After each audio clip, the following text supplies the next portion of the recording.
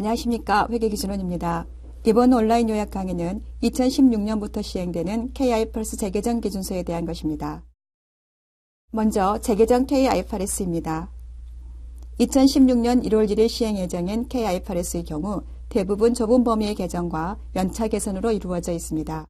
좁은 범위의 개정과 연차 개선의 차이점에 대해서는 명확하지는 않으나 좁은 범위의 개정은 기존 회계 처리와 달라지거나 실무에 영향을 미치는 사항으로 연차 개선은 불분명한 규정을 명확히 하거나 기준서 간 비일관성을 해소하고 오류 수정을 하기 위한 것으로 이해되고 있습니다. 1114호 규제 이연 개정은 재정 기준서이지만 우리나라에 미치는 영향이 거의 없을 것으로 추정되는 기준서이므로 간략히 소개하는 정도로 설명을 하겠습니다. 가스 등과 같이 국민 생활에 밀접한 관련을 갖는 재화의 요금을 정부가 규제하는 경우가 있는데 이를 요율 규제 사업이라고 합니다. 예를 들어 정부가 연초에 가스 공급 가격을 1세제곱평방미터당 100원으로 정하면 기업은 1년 동안 그 금액으로 공급해야 합니다. 그러나 기업이 그 재화를 공급하기 위하여 외국에서 천연가스를 수입하는 경우 수입 가격이 변동할 수도 있고 환율이 변동할 수도 있어 연초에 정부에서 정한 규제요금과 차이가 발생할 수 있습니다. 정부는 올해 발생한 차이를 내년의 요금 가격에 반영함으로써 기업이 추가로 손실이나 이익을 얻지 않도록 규제합니다. 이때 회계적 이슈는 기업이 올해 발생한 차이를 자산이나 부채로 인식할 수 있느냐 하는 것입니다. ISB는 요율 규제와 관련한 연구 프로젝트를 현재 진행 중에 있습니다. 일부 나라는 자국의 회계 기준에서 이러한 차이를 요율 규제 기업의 자산이나 부채로 인식하도록 인정하고 있던 경우 IFRS 전면 도입에 큰 걸림돌이 되었습니다. ISB는 이러한 상황을 인지하고 요율 규제와 관련한 연구 프로젝트가 완료될 때까지 임시기준서를 운영하기로 하였습니다. 이 기준서가 바로 1114호 규제 이연 개정 기준서입니다. 따라서 1114호의 적용 대상은 K-IFRS 최초 채택 기업으로서 과거 기준에 따라 자산 부채로 인식해왔던 기업으로 한정됩니다. 우리나라에서는 과거의 규제 이연 자산 부채를 규정한 바가 없으므로 해당 사항이 없을 것으로 추정됩니다. 1114호의 주요 내용은 첫째, 규제 이연 개정 잔해 및 변동을 별도 항목으로 표시할 것, 둘째, 요율 규제의 특성과 관련 위험을 주석으로 공시해야 한다는 것입니다. 지금부터는 좁은 범위의 개정 사항에 대해 말씀드리겠습니다. 자산의 감가상각 방법은 해당 자산의 경제적 미래 소비 형태를 반영하여 결정합니다. 그런데 일각에서 수익비용 대응의 원칙에 따라 수익을 기초로 자산의 감가상각비를 인식하는 것도 적절하지 않느냐 하는 질의를 ISB에 한 바 있습니다. 수익과 감가상각비는 어느 정도 관련성이 있으나 수익의 주된 요소는 감가상각비와 함께 여러 요소가 반영되어 발생합니다. 따라서 1116호 유형자산에서는 수익에 기초하여 자산의 감가상각비를 인식하는 것은 적절하지 않다는 내용을 명시하기로 하였습니다. 무형자산의 상각도 이하 유사 하나 예외를 두었습니다. 즉, 무형자산의 권리가 수익에 기초하여 표현되고 경제적 효익의 소비와 수익의 상관관계가 매우 높을 경우 수익에 비례하여 감가상각하는 예외를 두었습니다. 두 번째 개정사항입니다. 공동영업이란 공동약정을 통해 공동 지배하는 자산 부채에 대한 권리와 의무를 보유하는 것을 말합니다. 현행 기준에서는 공동영업에 대한 지분 취득 시의 회계 처리가 명시되어 있지 않았는데요. 이번 개정을 통해 1103호 사업결합 기준서를 적용하도록 명시하였습니다. 즉, 공동지분 취득 시 공정가치 등으로 평가하고 영업권을 계상하여야 합니다. 따라서 만약 공동영업자가 자신의 사업을 출자하여 공동지분을 취득한다면 해당 사업과 관련한 자산 부채는 공동영업의 자기 지분에 해당하는 부분만큼을 여전히 자신의 자산 부채로 인식하면서 공정가치 등으로도 재측정하고 영업권을 계상해야 된다는 의미가 됩니다. 세 번째 개정사항인 목축, 조림, 곡물재배, 과수재배 등과 같은 활동에서의 생물자산에 대해 알아보겠습니다. 생물자산 중 동물의 예로는 돼지, 양, 젖소 등을 들 수 있으며 식물의 예로는 포도나무, 사과가수, 팜나무 등을 들 수 있습니다. 농림보업 활동으로 인한 수확물, 즉 새끼돼지나 포도 등도 역시 농림보업 활동으로서 모두 1041호의 적용 범위에 해당하며 순공정가치로 측정하여 변동손익은 단기손익으로 인식해야 합니다. IFRS를 세계 여러 나라에서 채택하게 되면서 각국은 기존 회계 기준과 달라지는 경험을 하게 되는데요. 농업 활동이 많은 말레이시아 등에서 이 기준서의 영향을 많이 받았다고 합니다. 특히 말레이시아에서는 팜나무 재배를 많이 하는데 팜나무에 대한 시장이 없어 공정가치 측정에 실무상 어려움이 있었고 비용의 증가를 가져왔다고 합니다. 그래서 말레이시아 회계재정기구는 여러 국제회의를 통해 이러한 어려움을 호소하면서 동시에 생산용 식물은 유용자산의 정의에 더 적합하다는 논리를 제시하였습니다. 즉, 생산용 식물은 수확물의 생산이나 공급에 사용되고 한 회계 기간을 초과하여 사용되며 그 자체로 판매될 가능성이 거의 없으므로 유용자산의 적용 범위에 두는 것이 더 적절하다는 것입니다. 마침내 IASB는 개정을 하기로 하고 생산용 식물을 1016호 유용자산의 적용 범위로 이전하였습니다. 생산용 식물이 유용자산 적용 범위에 들게 되면 원가 모형으로 측정할 수 있어 공정가치 측정에 따른 실무상 어려움이 해결될 것으로 보입니다. 기준서 1115 연결재무제표에서는 종속기업이 있을 경우 연결재무제표를 작성하도록 규정하고 있습니다. 두 가지 예외가 있는데요. 첫 번째 예외는 중간지배기업이고 비상장이고 증권 발행 목적으로 재무제표를 제출한 적이 없고 자기보다 상위의 기업이 연결재무제표를 작성한 경우 연결을 면제받습니다. 둘째 예외는 1110호의 투자기업의 정의를 충족하는 경우 종속기업이 있더라도 연결하지 않고 공정가치 평가를 합니다. 여기에서 이슈는 P가 투자기업이면 연결재무제표를 작성하지 않는데 그렇다면 중간지배기업인 IP는 네 번째 요건을 항상 충족하지 못하므로 연결 면제를 받지 못한다는 것입니다. 이번 개정을 통해서 이 경우 IP는 네 번째 요건을 충족하지 않아도 연결을 면제받을 수 있도록 하였습니다. 현행 1110호에 의할 경우 지배기업 P가 1110호의 투자기업이라면 종속기업에 대해 연결을 하지 않고 공정가치로 평가합니다.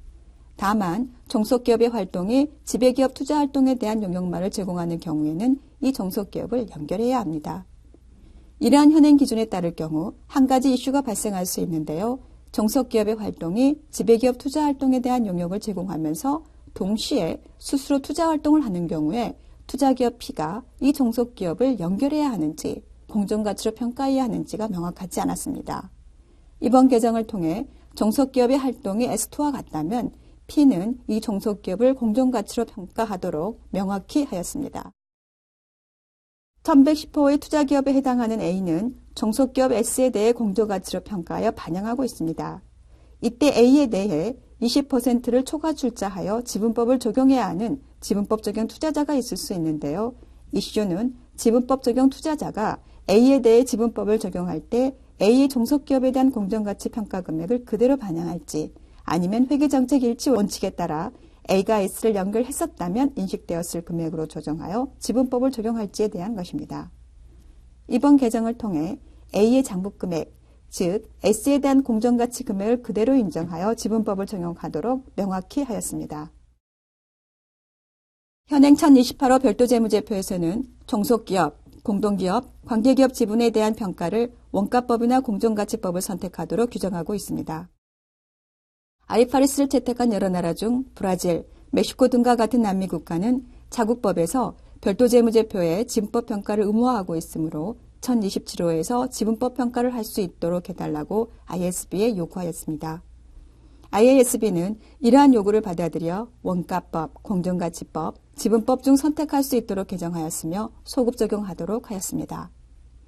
지분법을 적용할 때 주의할 점은 공동기업 지분이나 관계기업 지분에 대해서는 연결재무제표의 정보를 그대로 받아올 수 있으나 종속기업 지분에 대하여는 1028호의 관계기업 투자에 대한 지분법을 적용하여 정보를 재작성해야 하므로 정보 작성자나 이용자는 이 점에 유념하여 주시기 바랍니다.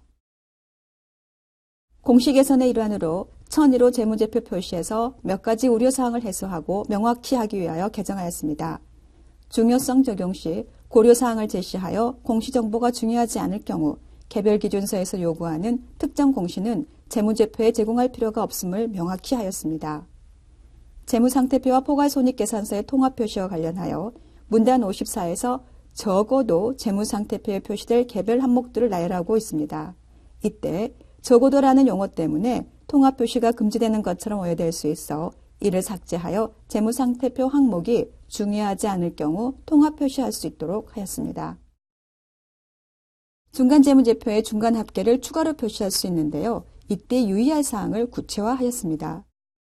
KIFRS에 따라 측정 인식된 항목으로 구성되어야 하며 이해 가능하도록 표시되어야 하며 일관성이 있어야 하며 KIFRS가 요구하는 중간 합계보다 더 강조되지는 않아야 한다고 제시하였습니다. 또한 지음법 적용 자산의 기타 포괄 손익을 표시할 때 후속적으로 단기 손익으로 재분류되는 항목과 후속적으로 재분류되지 않는 항목으로 분류하여 표시하도록 명확히 하였습니다.